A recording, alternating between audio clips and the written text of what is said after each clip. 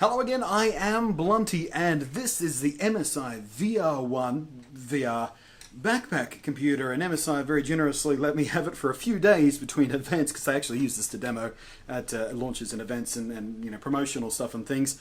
But I've been desperately eager to have a go at this, so I've got a few days with it, so I've been making the most of it, and spoiler alert by the way, it's really good. And this is how you put it on. Now I've got the green screen behind me here because most of the gameplay demos and stuff I'll be showing you today, I'll be green screening myself against the gameplay so you can see me in the backpack and the gameplay at the same time. So as you can see, really simple to put it on yourself.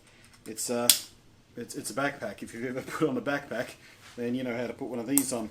The only tricky part about what I'm doing at the moment is, I don't know whether you can see down there.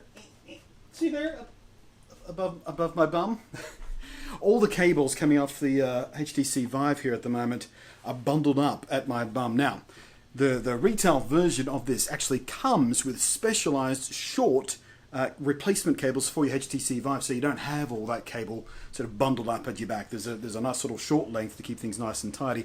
I don't have that, so I've had to bundle up all the HTC Vive cables underneath there. So if you see that in the gameplay demo stuff, that's why that is. I've just sort of hung it off the bottom of the shoulder straps here with a couple of carabiner clips to keep it out of the way. But the whole point of having one of these on your back is to keep the cables out of your way. I am not tethered at all. There is nothing around my feet, nothing to get caught on. And there are a few different solutions to deal with the cable tripping over, tangling around your feet, twisting up as you turn around and getting all tangled and caught up on itself kind of thing. The most obvious one is to try and hang it from above, and I've seen that at shows. The only problem is when you hang it from above, you still get the issue of the cord twisting up. If you turn in, clockwise 5 times and then you turn anti-clockwise 1 time, the cable eventually gets twisted and twisted and twisted and twisted. It's no good. You'll damage the cable. You'll do awful things. And if you swing around, you can catch the cable with your hand still. You know, if you're sword fighting or something like that. This is a much better idea. Well, this is the best idea we have until these things go truly wireless. And even when, I mean, there is a wireless adapter coming up for HTC Vive, but even then, the battery life on that is probably going to be shorter than this. And if you get a larger battery for this, you're wearing it on your head or your belt pack anyway. So, I don't know, it's a bit of a 50-50 toss-up, but for right now, for what you can buy off the shelf right now, especially if you want a computer that can do VR and you don't already have it, this, so much better. Not having to worry about tripping up over cables at your feet. I mean, I've played this. I'm reviewing a laptop as well at the same time, so I've had this hooked up to a laptop as well with cables traditionally dragged across the floor as you would normally do with HTC Vive, and just having to constantly step over the cables and make sure your foot's not tangled up in it, all that kind of stuff. It breaks the immersion. You're going, oh, nope, that's right, I'm in VR, there's a cable at my feet. When you're not worried about cables at all, and you immediately forget, you don't have to focus on cables. Once you realize you don't have to focus on cables anymore, you sink into the game more immersively. It is brilliant. You don't have to worry about anything anymore. You can bend over, you can jump around, you can swing. But I'm getting all overexcited and breathless again. Let's go into the prepared remarks I have in a more sensible, ordered, thoughtful voiceover while you watch me play some games in this thing. One more. Where's the camera? One more hint, by the way. You don't have to use wireless headphones with this setup because, of course, the Vive has a headphone plug on the back of it itself, and you've also got the regular headphone ports on the actual backpack, just like you would on any laptop or computer for that matter. But for the sake of cables and things, I've found using wireless headphones, and these are the Lucid Sound LS40s, which I reviewed and quite liked. It's a little bit better still. You don't need wireless headphones because you're wearing it on your back, but it makes it easier to put on and off because that's one less cable to sort of get your arm tangled up in.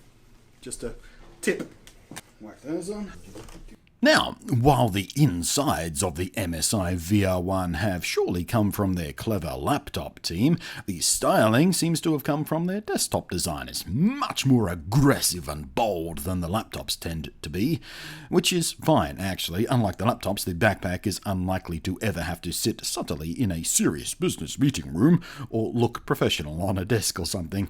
The bold red mesh panels are intakes for the cooler, from which the hot exhaust is smart partly ejected out of the top sides, a place where, except for lifting your elbows directly up and back quite high, you'll never feel or even notice on your skin at any point. The frame also spaces the main unit away from your body slightly, allowing cool air to circulate underneath it, keeping you cool and keeping the heat from the components away from any direct contact with your body whatsoever.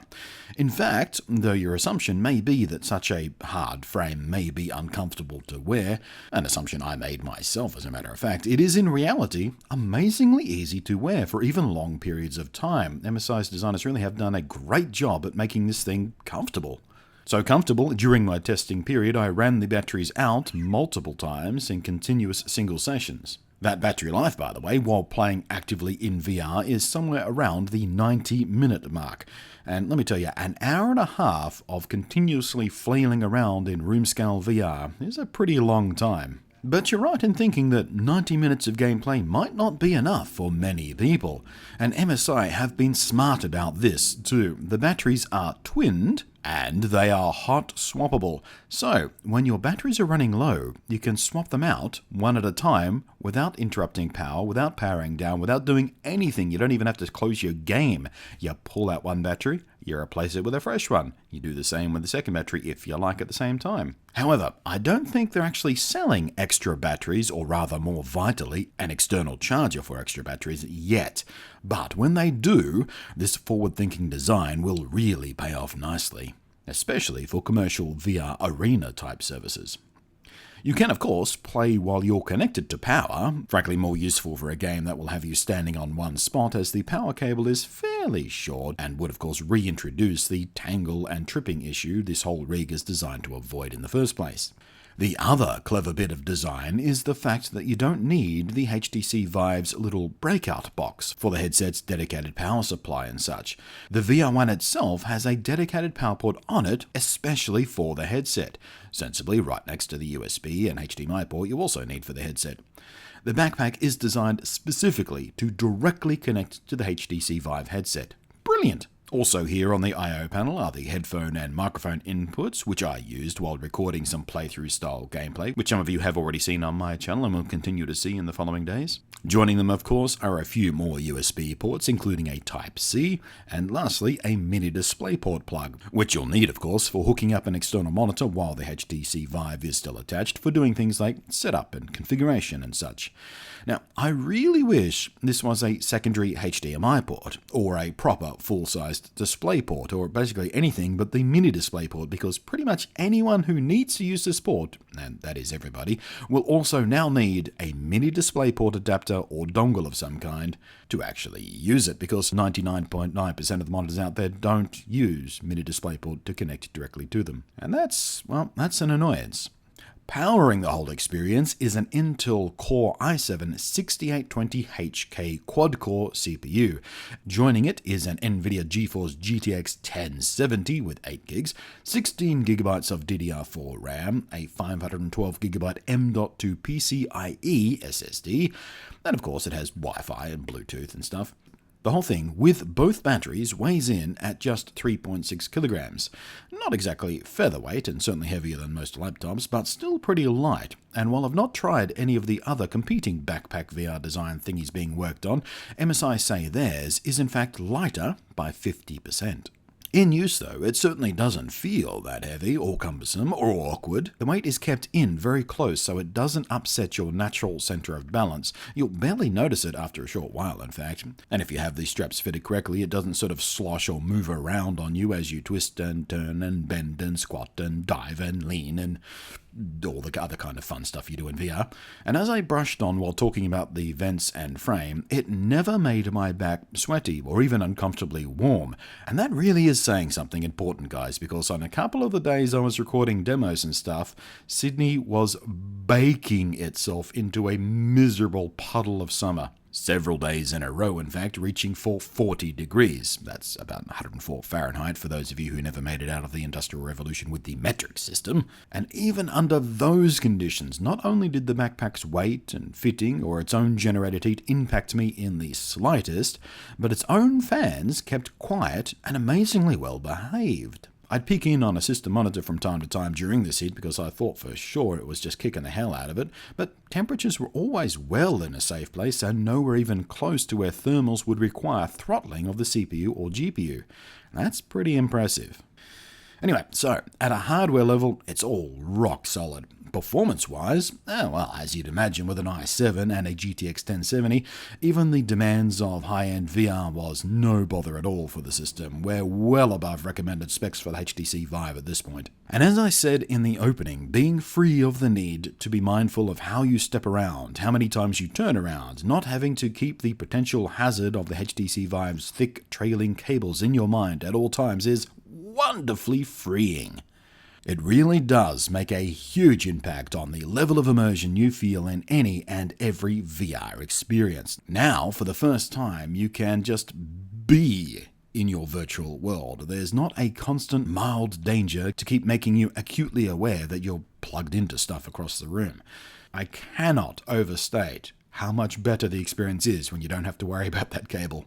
Of course, no one is in any doubt that for VR, wireless experiences are the absolute undeniable future.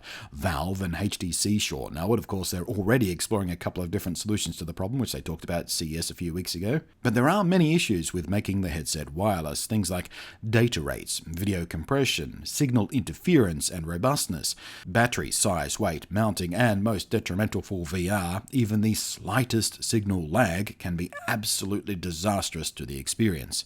None of these are unsolvable issues, but they are complex and difficult, and I wonder how successful in their solutions at least the first generation of wireless solutions for the HTC Vive and headsets like it will be.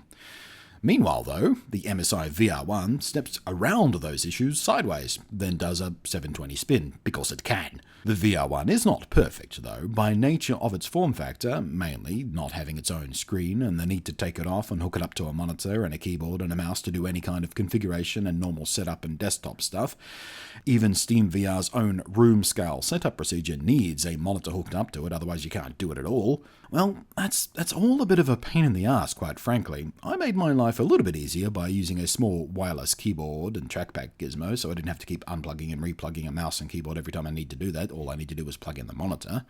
But yeah, it is pain in the ass stuff. Not a deal killer by any means, but it will frustrate many users at least a little bit. Along those lines, by the way, the MSI VR One can of course be pulled into service as a normal desktop PC and gaming rig. I do wish MSI would make some kind of simple stand for it to clip onto while you were using it like this, or indeed while not being used at all, to keep it nice and tidy. But yeah, in desktop mode, just hooked up to a normal monitor, normal keyboard, normal mouse, it works great. And of course, all your regular games will work brilliantly too. The GTX 1070 will monster pretty much anything you want to throw at it. Time Spy benchmarks well over 5,000. It will kick Doom around in triple digits under the ultra nightmare settings. And well, everything else you can expect from an i7 paired with a 1070 when it comes to AAA gaming. You can AAA game with all the pretty stuff turned on all day long, no worries at all. In fact, thanks to how the HK series i7 handles things, you'll get even slightly better multi-core performance when plugged in at your desk too. The MSI VR One is not yet the perfect solution to beautiful, high-performance, cable-free, room-scale VR, but it is damn close to ideal. And it is easily the best option off the shelf right now. And just before you start Googling for the price for wherever you are in the world and whatever your currency is, fair warning, yeah, it's a high-performance gaming PC and it is a niche product. So, it's not going to be bargain priced, is it? Just warning you. Honestly, there is a bit what the car dealers call sticker shock on it. It is, however, without reservation or exception, the best, most enjoyable VR experience I have yet splashed around in. It is superb. I don't know how many home users will wind up with one of these, but I know for a fact that the companies that do those arcade-style multiplayer VR arena warehouse kind of setups are going to adore this thing. So much cleaner and tidier and nicer and easier than cramming a laptop into a knapsack. So there you are. That is, I think I'm facing the right way for the camera. That is the MSI VR One VR backpack, and I love it to bits. When the VR backpacks first were announced and started sort of being teased, and various companies said, "Oh, we're working on this VR backpack thing," and I saw them at shows, the prototypes and things, including a prototype for this a little while back, and I thought, well, that's great, but isn't it kind of pointless? Just if you're wearing a computer on your back, why not just tether to the computer just next to you there? But like I said at the beginning of the video, it does make a huge difference to the level of immersion, the level of freedom you feel while moving about. You are no longer worried. Again, I keep coming back to this about cables tripping you up and getting tangled under your feet. When you're at shows and things, expos, there's a reason why there is one person in the booth in every VR demo that is responsible for making sure the person doing the demo doesn't trip arse over tit over the cables, because it's easy to do.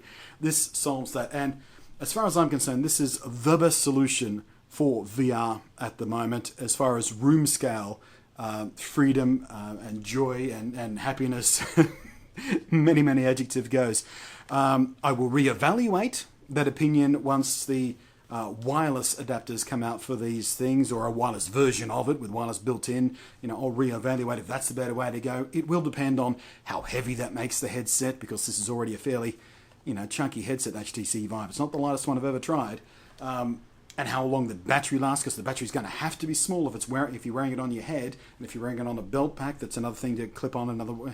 There are lots of things to consider, but for right now, this thing, absolute thumbs up. If you are a VR enthusiast, if you want to do the room scale stuff, if you want to do what I've been doing throughout this video, and and record yourself sort of dicking about with it, this is just the way to go as far as I'm concerned. It is not tiring to wear for long periods of time. It doesn't get hot on your back, breathes nicely. And I've got a bad back, and many of you regulars around here will know that. My back is dodgy as all hell, and it hasn't aggravated my back issue. My feet hurt because I've spent so much time dicking around in VR over the last few days, stomping around in my virtual worlds.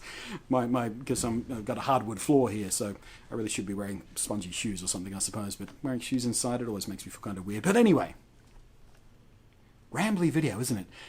MSI VR One backpack, absolutely worth investing in if you are passionate, enthusiastic about your VR, and you are tired of tripping arse over tit with the bloody cables of this thing.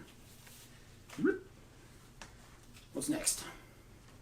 Oh, the thing I should do next is sign off. Thanks for watching. I am Blunty, and I will catch you next time. By the way, not a bad key I've been pulling over this nasty, wrinkly, improvised green screen garbage I've going on. Look at all these shadows and folds and stuff. That's not the way you should do a proper green screen. I got away with it though. Final Cut Pro X, the keying filter in that, just a brilliant job of dealing with my lazy crap.